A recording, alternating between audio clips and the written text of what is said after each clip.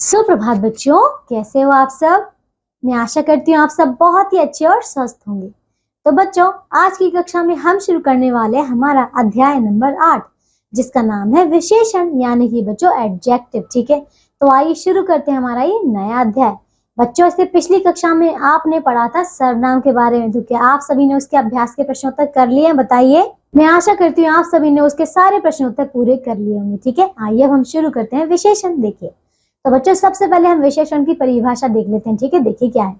जो शब्द संज्ञा या सर्वनाम की विशेषता या गुण बताते हैं उन्हें विशेषण कहते हैं। ठीक है बच्चों, समझ आया आपको कि देखिए कोई भी ऐसे शब्द जो कि आपकी संज्ञा या फिर सर्वनाम की विशेषता बता रहे हो उन्हीं को हम विशेषण कहते हैं। ठीक है, तो देखिए बच्चों यहाँ पे आइए देखिए, पढ़िए और समझिए। तो ये एक चित्र आपको दिया गया, ठीक है, जिसमें बहुत सारे बच्चे कुछ खेल भी रहे हैं, कुछ व्यक्ति जो है बातें कर रहे हैं, बंदर कोयले खा रहे हैं। ठीक है, चलिए नीचे देखिए बच्चों।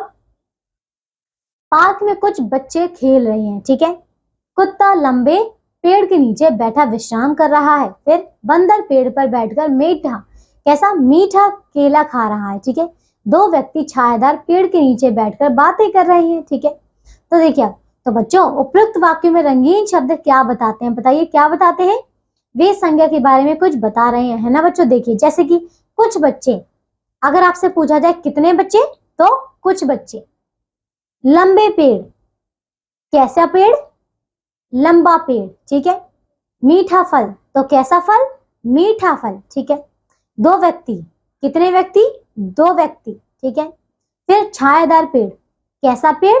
छायादार पेड़। ठीक है ना, तो देखिए जब आपसे ये प्रश्न पूछा जाता है कि कैसा, कितने, तो आपका वहां पे एक उत्तर मिलता है कि अच्छा, लंबा, छोटा, मीठा, ये सब, है ना। तो ये सारे क्या है? आपके विशेषण है। ठीक है ना, अब देखिए अर्थात ये शब्द संज्ञा की विशेषता बता रहे हैं। ठीक है, विशेषता बताने वाले इन शब्दों को विशेषण कहते हैं। समझ आ गया बच्चों? चलिए अब देखिए, जिन संज्ञा या सर्वनाम शब्दों की विशेषता बताई जाती है उन्हें विशेष्य कहा जाता है। ठीक है, जैसे कि कुछ बच्चे, ठीक है, में कुछ जो है वो विशेषण है और बच्चे क्या है? विशेष्य। तो बच्चों आप देख रहे हैं ना, जैसे कि अगर मैं बोलूं कि आम मीठा है, तो देखिए मीठा ये तो हो गया उसका विशेषण, विशेषता, लेकिन क्या मीठा?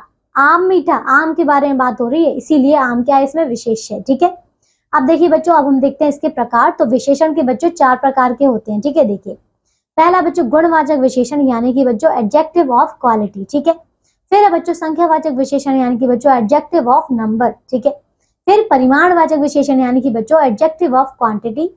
सार्वनामिक विशेषण, यानी कि बच्चों डेमोन्स्ट्रेटिव एडजेक्टिव। ठीक है, चलिए अब एक एक करके इनके बारे में जानते हैं। ठीक है, तो पहला बच्चों गुणवाचक विशेषण। ठीक है, देखिए संज्ञा या सर्वनाम के गुण, दोष, रंग, रूप, आकार, दशा, स्थिति आदि के बारे में जानकारी देने वाले विशेषण गुणवाचक विशेषण कहलाते हैं। जैसे कि देखिए धनी, अच्छा, सुगंधित, ऊंचा, मोटा, हरा, कड़वा, नया आदि। तो बच्चों देख रहे हैं ये सारे जो शब्द हैं वो आपको किसी न किसी चीज के गुण बता रहे हैं, है ना। चाहे व्यक्ति हो, वस्तु हो, फल हो, कुछ भी हो। ठीक है ना, उन सभी के क्या बता रहा है? गुण बता रहे हैं ना। तो इसीलिए बच्चों ये है आपका गुणवाचक विशेषण। तो देखिए इस प्रकार उदाहरण है, यह ऊंचा मकान है। कैसा मकान है? ऊंचा मकान है, तो इसका गुण है। ठीक है, फिर देखिए सेब कड़वा है, तो सेब कैसा है? कड़वा है, तो ये भी क्या है? इसका गुणवाचक विशेषण। ठीक है, अब दूसरा देखिए क्या है? संख्यावाचक विशेषण। देखिए संज्ञा या सर्वनाम की संख्या का बोध कराने वाले विशेषण संख्यावाचक विशेषण कहलाते हैं। जैसे कि 1, 3, 5, कुछ, प्रत्येक, पांचवा आदि। तो ये सारे क्या है? आपके संख्यावाचक विशेषण है। जैसे कि बच्चों देखिए कलमदान में 3 कलमें हैं। कितनी? 3 कलमें। ठीक है, पार्क में कुछ लोग हैं। कितने लोग हैं? कुछ लोग हैं। ठीक है, तो ये क्या है? आपको संख्या बता रहे हैं। ठीक है ना, अब तीसरा देखिए बच्चों परिमाणवाचक विशेषण। देखिए संज्ञा या सर्वनाम की माप तौल संबंधी विशेषता बताने वाले शब्द परिमाणवाचक विशेषण कहलाते हैं। ठीक है, जैसे कि 3 लीटर, 4 मीटर, थोड़ा, कम, 5 किलो आदि। ठीक है बच्चों, तो इनमें क्या है? इनका आपको देख रहे हैं माप तौल बताया जा रहा है। ठीक है, कितना लीटर है, कितना किलो है, ये सब। ठीक है, जैसे कि बच्चों और उदाहरण है, डिब्बे में थोड़ा तेल है। कितना तेल है? थोड़ा तेल है। ठीक है, उसकी ये मात्रा है। ठीक है, फिर कपड़े की लंबाई 2 मीटर है। कितनी है? 2 मीटर है। ठीक है ना, तो ये है आपका कौन सा?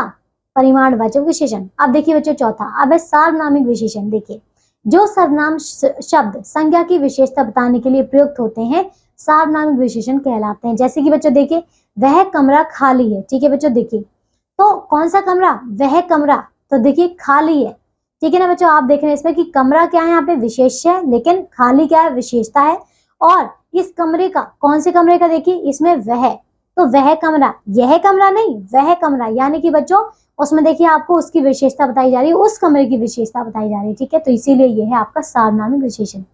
अगला, हमारा घर यहाँ से दूर है, तो देखिए पहले घर के बारे में बात हो रही है, तो घर है विशेषण, दूर है तो ये हो गया विशेषण, लेकिन क्या, किसका घर, हमारा घर, तो ये है क्या उसका, ये सार्वनामिक विशेषण, ठीक है। अब देखिए कोई छात्र नहीं आया, ठीक है, और बच्चों इसी प्रकार है यह घड़ी पुरानी है, ठीक है ना। चलिए अब आगे देखिए, तो यहाँ वह, हमारा, कोई तथा वह, यह सार्वनामिक विशेषण के रूप में प्रयुक्त हुए हैं, ठीक है ना। चलिए अब आगे देखो बच्चों, अब है बच्चों विशेषण के प्रयोग, ठीक है। देखिए कुछ विशेषण शब्दों के रूप लिंग और वचन के अनुसार बदल जाते हैं, ठीक है। तो जैसे कि देखिए पहला है बच्चों लड़का पतला है, ठीक है, ये तो किसके बारे में बात हो रही है, लिंग मतलब लड़के के बारे में बात होती है, ठीक है। दूसरा बच्चों लड़की पतली है, तो देखिए यहाँ पे स्त्रीलिंग के बारे में बात हो रही है, और आपने देखा कि यहाँ पे जो शब्द है विशेषण वो बदल गया, पहले में लिखा था पतला और दूसरे में लिखा है पतली, ठीक है। अब देखिए तीसरा उदाहरण क्या है, वह सच्चा है, ठीक है, ये लड़के के बारे में बात हो रही है, लेकिन चौथा देखिए वे सच्चे हैं, तो ये क्या है आपका वचन के अनुसार, है ना। चलिए अब आगे देखिए, ध्यान दीजिए कि कुछ विशेषण शब्द स्त्रीलिंग एवं पुल्लिंग दोनों में समान रहते हैं, ठीक है। देखिए जैसे कि बच्चों सुंदर मोर या फिर सुंदर मोरनी, तो देखिए सुंदर जो शब्द है वो दोनों में ही प्रयोग हुआ है, चाहे वो स्त्रीलिंग हो या पुल्लिंग हो, ठीक है। इसी प्रकार ईमानदार आदमी और ईमानदार औरत, तो दोनों के लिए एक ही जैसा प्रयोग किया गया है, ठीक है। अब देखिए बच्चों कुछ विशेषण मूल रूप से विशेषण होते हैं, जबकि कुछ अन्य शब्दों से बनाए जाते हैं। इनकी सूची नीचे दी जा रही है। चलिए बच्चों देखिए, आप देखिए अब यहाँ पे कुछ शब्द है और उन शब्दों से प्रयोग करके इनको क्या बनाया गया है, विशेषण। तो आइए देखें कि कुछ शब्दों को किस प्रकार विशेषण बनाया जा सकता है, ठीक है। देखिए जैसे कि बच्चों शब्द है अपमान, तो इसका विशेषण हो जाएगा अपमानित, ठीक है। भारत का भारतीय, ठीक है, कृपा का कृपालु, ठीक है। इसी प्रकार बच्चों घर का घरेलू, दोष का दोषी, विष का विषैला, भूख से भूखा, ठीक है, रोग से रोगी, सुख से सुखी, ठीक है, फिर दुख से दुखी, हिंसा से अहिंसक, ठीक है, फिर रोग से रोगी, संसार से सांसारिक, ठीक है, फिर यह बच्चों मैं से मेरा, वर्ष से वार्षिक, ठीक है, फिर टिकना से टिकाऊ, प्यास से प्यासा, स्वाद से स्वादिष्ट, शिक्षा से शैक्षिक, फिर समाज से सामाजिक, पाप से पापी, पूजा से पूज्य, फिर रंग से रंगीन, वीर से वीरता, बुद्धि से बुद्धिमान और अनुभव से अनुभवी, ठीक है ना। चलिए तो देखिए बच्चों यहाँ पे हमने कई सारे यहाँ पे उदाहरण भी देख लिए जिनमें हमने शब्दों को विशेषण बना दिया है, ठीक है। चलिए तो ये अध्याय हमारा पूरा हो चुका है, ठीक है। आइए अब एक बार और हम दोहरा लेते हैं जो भी हमने इस पाठ से सीखा है। देखिए जो शब्द संज्ञा या सर्वनाम की विशेषता या गुण बताते हैं वे विशेषण कहलाते हैं। विशेषण चार प्रकार के होते हैं, गुणवाचक विशेषण, संख्यावाचक विशेषण, परिमाणवाचक विशेषण और चौथा है सार्वनामिक विशेषण, ठीक है। फिर देखिए कुछ विशेषण शब्दों का रूप लिंग एवं वचन के अनुसार बदल जाता है, ठीक है। जिन संज्ञा या सर्वनाम शब्दों की विशेषता बताई जाती है उन्हें विशेष्य कहा जाता है, ठीक है।